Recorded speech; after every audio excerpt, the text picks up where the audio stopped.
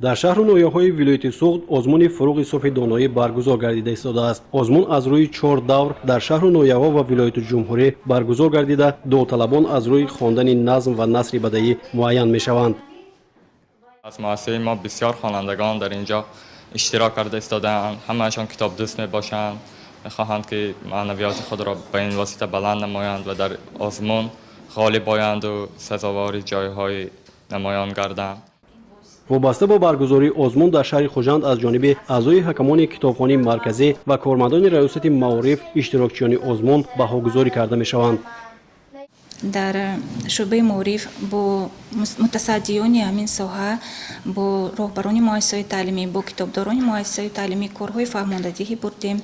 در همه مؤسسات تعلیمی گوشهای تبلیغاتی تشکیل کرده شده است. برای برگزاری دور شهری آزمون کارهای آمادگی رفته ایستاده است. با مرام سنه‌های 28 29 به نقشه گرفته شده است که آزمون شهری دایر گردد.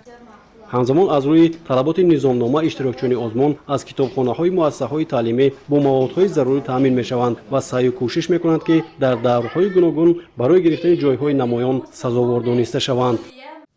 خواهی که دانا شوی شخصی توانا شوی گیر مرا من کتاب حکمتی من به حساب گیر روزی دستت نمان گشته و برگشته خوان لیک فقط زینهار تازه مرا نگه دار.